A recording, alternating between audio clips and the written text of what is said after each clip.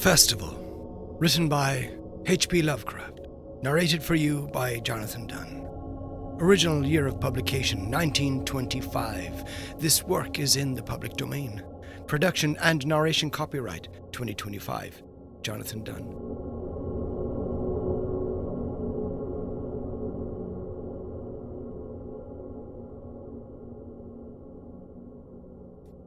Efficiant, daemones, utque non sunt, sic tamen quasi sint, conspicianda hominibus exhibiant. Lactantius. I was far from home, and the spell of the eastern sea was upon me. In the twilight I heard it pounding on the rocks, and I knew it lay just over the hill where the twisting willows writhed against the clearing sky and the first stars of evening. And because my fathers had called me to the old town beyond, I pushed on through the shallow, new-fallen snow, along the road that soared lonely up to where Aldebaran twinkled among the trees, on toward the very ancient town I had never seen but often dreamed of. It was the Yuletide, that men call Christmas, though they know in their hearts it is older than Bethlehem and Babylon, older than Memphis and mankind. It was the Yuletide, and I had come at last to the ancient sea town where my people had dwelt and kept festival in the elder time when festival was forbidden, where also they had commanded their sons to keep festival once every century, that the memory of primal secrets might not be forgotten. Mine were an old people, and were old even when this land was settled 300 years before. And they were strange, because they had come as dark, furtive folk from opiate southern gardens of orchids, and spoken another tongue before they learnt the tongue of the blue-eyed fishes. And now they were scattered, and shared only the rituals of the mysteries that none living could understand. I was the only one who came back that night, to the old fishing town as legend bade, for only the poor and the lonely remember. Then beyond the hill's crest I saw Kingsport, outspread frostily in the gloaming, snowy Kingsport with its ancient vanes and steeples, ridgepoles and chimney-pots, wharves and small bridges, willow trees and graveyards, endless labyrinths of steep, narrow, crooked streets, and dizzy church-crowned central peak that time durst not touch, ceaseless mazes of colonial houses piled and scattered at all angles and levels like a child's disordered blocks. Antiquity hovering on grey wings over winter-whitened gables and gambrel roofs. Fanlights and small-paned windows, one by one gleaming out in the cold dusk to join Orion and the archaic stars. And against the rotting wharves the sea pounded, the secretive, immemorial sea out of which the people had come in the elder time. Beside the road at its crest a still higher summit rose, bleak and windswept, and I saw that it was a burying ground, where black gravestones stuck ghoulishly through the snow like the decayed fingernails of a gigantic corpse. The printless road was very lonely, and sometimes I thought I heard a distant horrible creaking as of a gibbet in the wind. They had hanged 4 kinsmen of mine for witchcraft in 1692, but I did not know just where. As the road wound down the seaward slope, I listened for the merry sounds of a village at evening, but did not hear them. Then I thought of the season, and felt that these old Puritan folk did not listen for merriment or look for wayfarers, that these old Puritan folk might well have Christmas customs strange to me, and full of silent hearthside prayer. So after that I did not listen for merriment or look for wayfarers, but kept on down past the hushed, lighted farmhouses and shadowy stone walls to where the signs of ancient shops and sea taverns creaked in the salt breeze, and the grotesque knockers of pillared doorways glistened along deserted, unpaved lanes in the light of little curtained windows. I had seen maps of the town, and knew where to find the home of my people, It was told that I should be known and welcomed, for village legend lives long. So I hastened through Black Street to Circle Court and across the fresh snow on the one full flagstone pavement in the town to where Green Lane leads off behind the market house. The old map still held good, and I had no trouble, though at Arkham they must have lied when they said the trolleys ran to this place, since I saw not a wire overhead. Snow would have hid the rails in any case.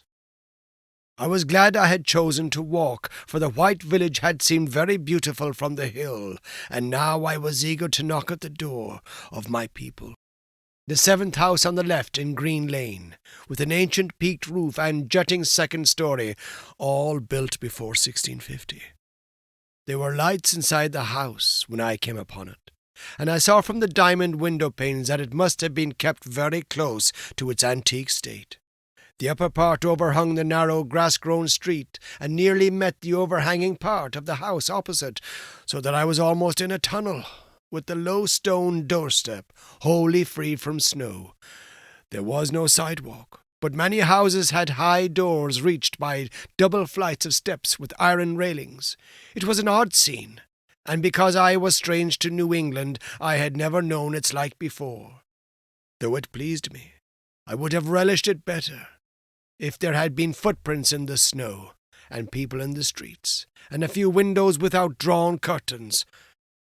When I sounded the archaic iron knocker, I was half afraid.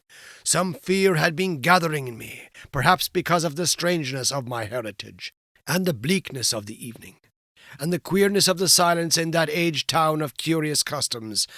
And when my knock was answered, I was fully afraid, because I had not heard any footsteps before the door creaked open. But I was not afraid long, for the gowned, slippered old man in the doorway had a bland face that reassured me, and though he made signs that he was dumb, he wrote a quaint and ancient welcome with the stylus and wax tablet he carried. He beckoned me into a low candlelit room with massive exposed rafters and dark, stiff, sparse furniture of the 17th century. The past was vivid there, for not an attribute was missing. There was a cavernous fireplace and a spinning wheel, at which a bent old woman in loose wrapper and deep poke bonnet sat back toward me, silently spinning, despite the festive season. An indefinite dampness seemed upon the place, and I marvelled that no fire should be blazing. The high-backed settle faced the row of curtained windows at the left, and seemed to be occupied, though I was not sure. I did not like everything about what I saw, and felt again the fear I had had. This fear grew stronger from what had before lessened it, for the more I looked at the old man's bland face, the more its very blandness terrified me. The eyes never moved, and the skin was too like wax. Finally, I was sure it was not a face at all, but a fiendishly cunning mask. But the flabby hands, curiously gloved, wrote genially on the tablet and told me I must wait a while before I could be led to the place of festival. Pointing to a chair, table, and pile of books, the old man now left the room, and when I sat down to read, I saw that the books were hoary and mouldy, and that they included old Morrister's wild marvels of science, the terrible Sadducismus Triumphatus of Joseph Glanville, published in 1681, the shocking Demonolatria of Remigius, printed in 1595 at Lyon, and worst of all, the unmentionable Necronomicon of the mad Arab Abdul al-Hazred. In Olaus Wormius' forbidden Latin translation, a book which I had never seen, but of which I had heard monstrous things whispered. No one spoke to me, but I could hear the creaking of signs in the wind outside, and the whir of the wheel as the bonneted old woman continued her silent spinning. I thought the room and the books and the people very morbid and disquieting, but because an old tradition of my father's had summoned me to strange feastings, I resolved to expect queer things. So I tried to read, and soon became tremblingly absorbed by something I found in that accursed Necronomicon, a thought and a legend too hideous for sanity or consciousness. But I disliked it when I fancied I heard the closing of one of the windows that the settle faced, as if it had been stealthily opened. It had seemed to follow a whirring that was not of the old woman's spinning wheel. This was not much, though, for the old woman was spinning very hard, and the aged clock had been striking. After that I lost the feeling that there were persons on the settle, and was reading intently and shudderingly, when the old man came, back-booted, and dressed in a loose antique costume, and sat down on that very bench, so that I could not see him. It was certainly nervous waiting, and the blasphemous book in my hands made it doubly so. When 11 struck, however, the old man stood up, glided to a massive carved chest in a corner, and got 2 hooded cloaks, one of which he donned, and the other of which he draped round the old woman, who was ceasing her monotonous spinning. Then they both started for the outer door, the woman lamely creeping, and the old man, after picking up the very book I had been reading, beckoning me as he drew his hood over that unmoving face, or mask. We went out into the moonless and tortuous network of that incredibly ancient town, went out as the lights in the curtained windows disappeared one by one, and the dog star leered at the throng of cowled, cloaked figures that poured silently from every doorway and formed monstrous processions up this street and that, past the creaking signs and antediluvian gables, the thatched roofs and diamond-paned windows, threading precipitous lanes where decaying houses overlapped and crumbled together, gliding across open courts and churchyards where the bobbing lanthorns made eldritch, drunken constellations. Amid these hushed throngs I followed my voiceless guides, jostled by elbows that seemed preternaturally soft, and pressed by chests and stomachs that seemed abnormally pulpy, but seeing never a face and hearing never a word. Up, up, up the eerie columns slithered, and I saw that all the travellers were converging as they flowed, near a sort of focus of crazy alleys at the top of a high hill in the centre of the town, where perched a great white church. I had seen it from the road's crest when I looked at Kingsport in the new dusk, and it had made me shiver, because Aldebaran had seemed to balance itself a moment on the ghostly spire. There was an open space around the church, partly a churchyard with spectral shafts, and partly a half-paved square, swept nearly bare of snow by the wind, and lined with unwholesomely archaic houses having peaked roofs and overhanging gables. Death fires danced over the tombs, revealing gruesome vistas, though queerly failing to cast any shadows. Past the churchyard, where there were no houses, I could see over the hill's summit and watch the glimmer of stars on the harbour, though the town was invisible in the dark. Only once in a while a lanthorn bobbed horribly through serpentine alleys on its way to overtake the throng that was now slipping speechlessly into the church. I waited till the crowd had oozed into the black doorway, and till all the stragglers had followed. The old man was pulling at my sleeve, but I was determined to be the last. Then I finally went in, the sinister man and the old spinning woman before me. Crossing the threshold into that swarming temple of unknown darkness, I turned once to look at the outside world as a churchyard phosphorescence cast a sickly glow on the hilltop pavement, and as I did so I shuddered, for though the wind had not left much snow, a few patches did remain on the path near the door, and in that fleeting backward look it seemed to my troubled eyes that they bore no mark of passing feet, not even mine. The church was scarce lighted by all the lanthorns that had entered it, for most of the throng had already vanished. They had streamed up the aisle between the high white pews to the trapdoor of the vaults, which yawned loathsomely open just before the pulpit, and were now squirming noiselessly in. I followed dumbly down the foot-worn steps and into the dank, suffocating crypt. The tale of that sinuous line of night marchers seemed very horrible, and as I saw them wriggling into a venerable tomb, they seemed more horrible still. Then I noticed that the tomb's door had an aperture down, which the throng was sliding, and in a moment we were all descending an ominous staircase of rough-hewn stone. A narrow spiral staircase, damp and peculiarly odorous, that wound endlessly down into the bowels of the hill, past monotonous walls of dripping stone blocks and crumbling mortar. It was a silent, shocking descent, and I observed, after a horrible interval, that the walls and steps were changing in nature, as if chiselled out of the solid rock. What mainly troubled me was that the myriad footfalls made no sound, and set up no echoes. After more aeons of descent, I saw some side passages or burrows leading from unknown recesses of blackness to this shaft of nighted mystery.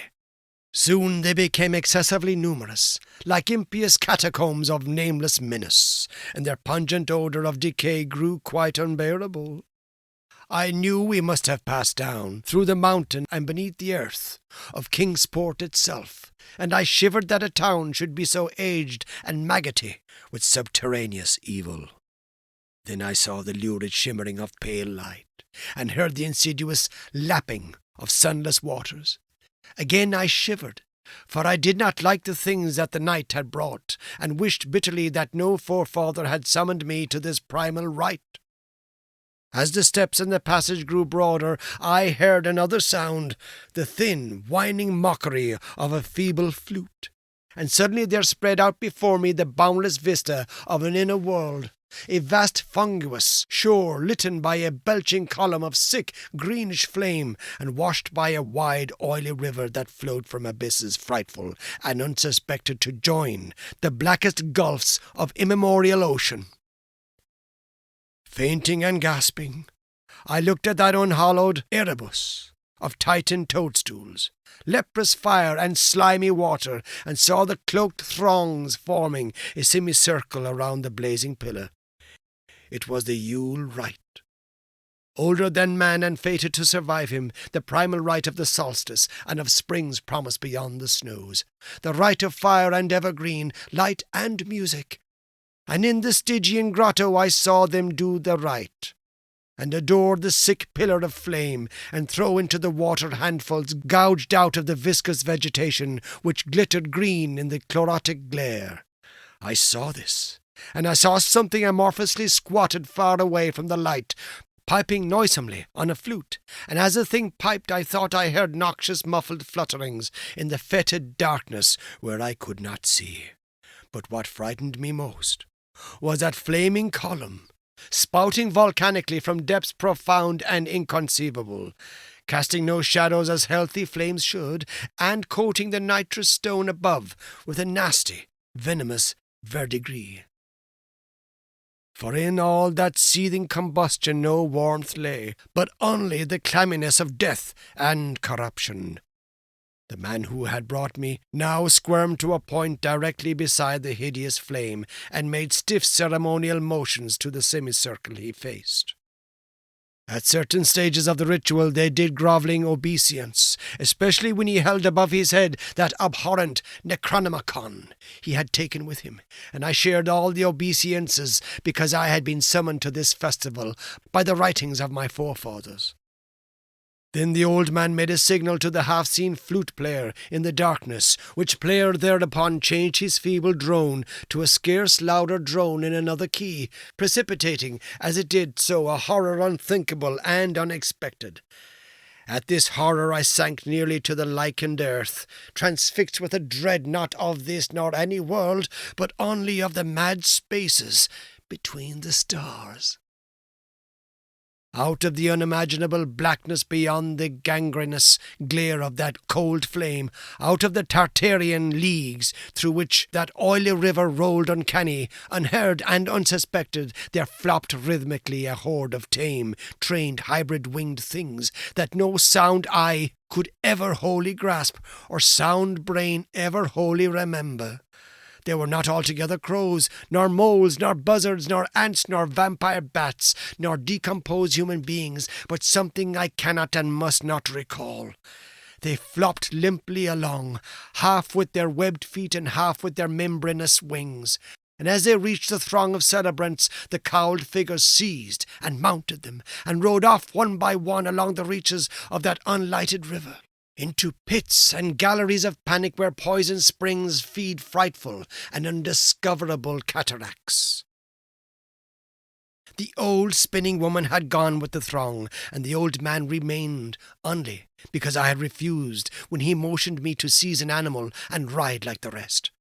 I saw when I staggered to my feet that the amorphous flute player had rolled out of sight, but that two of the beasts were patiently standing by. As I hung back, the old man produced his stylus and tablet and wrote that he was the true deputy of my fathers, who had founded the Yule worship in this ancient place, that it had been decreed I should come back, and that the most sacred mysteries were yet to be performed. He wrote this in a very ancient hand, and when I still hesitated, he pulled from his loose robe a seal ring and a watch, both with my family arms, to prove that he was what he said. But it was a hideous proof, because I knew from old papers that that watch had been buried with my great-great-great-great-grandfather in 1698. Presently the old man drew back his hood, and pointed to the family resemblance in his face, but I only shuddered, because I was sure that the face was merely a devilish waxen mask. The flopping animals were now scratching restlessly at the lichens, and I saw that the old man was nearly as restless himself when one of the things began to waddle and edge away. He turned quickly to stop it, so that the suddenness of his motion dislodged the waxen mask from what should have been his head. And then, because that nightmare's position barred me from the stone staircase down which he had come, I flung myself into the oily underground river that bubbled somewhere to the caves of the sea, flung myself into that putrescent juice of earth's inner horrors before the madness of my screams could bring down upon me all the charnel legions these pest gulfs might conceal. At the hospital they told me I had been found half frozen in Kingsport harbour at dawn, clinging to the drifting spar that accident sent to save me. They told me I had taken the wrong fork of the hill road the night before and fallen over the cliffs at Orange Point, a thing they deduced from prints found in the snow. There was nothing I could say, because everything was wrong. Everything was wrong, with the broad windows showing a sea of roofs, in which only about 1 in 5 was ancient, and the sound of trolleys and motors in the streets below. They insisted that this was Kingsport, and I could not deny it. When I went delirious at hearing that the hospital stood near the old churchyard on Central Hill, they sent me to St. Mary's Hospital in Arkham, where I could have better care. I liked it there, for the doctors were broad-minded, and even lent me their influence in obtaining the carefully sheltered copy of Alhazred's objectionable Necronomicon from the library of Miskatonic University.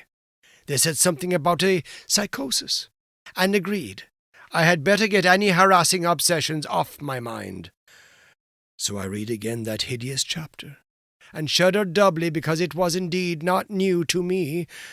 I had seen it before. Let footprints tell what they might, and where it was I had seen it were best forgotten. There was no one, in waking hours, who could remind me of it, but my dreams are filled with terror because of phrases I dare not quote. I dare quote only one paragraph, put into such English as I can make from the awkward low Latin. "The nethermost caverns," wrote the mad Arab, "are not for the fathoming of eyes that see, for their marvels are strange and terrific. Curse the grounds where dead thoughts live new and oddly bodied, and evil the mind that is held by no head. Wisely did Ibn Shakabak say, that happy is the tomb where no wizard hath lain, and happy the town at night whose wizards are all ashes. For it is of old rumour that the soul of the devil-bought hastes, not from his charnel day, but fats and instructs the very worm that gnaws, till out of corruption horrid life springs, and the dull scavengers of earth wax, crafty to vex it and swell monstrous to plague it. Great holes secretly are digged where earth's pores ought to suffice, and things have learned to walk that ought to crawl. The end.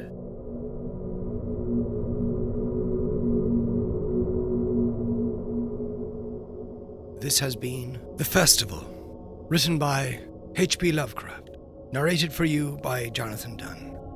Original year of publication, 1925. This work is in the public domain. Production and narration copyright, 2025. Jonathan Dunne.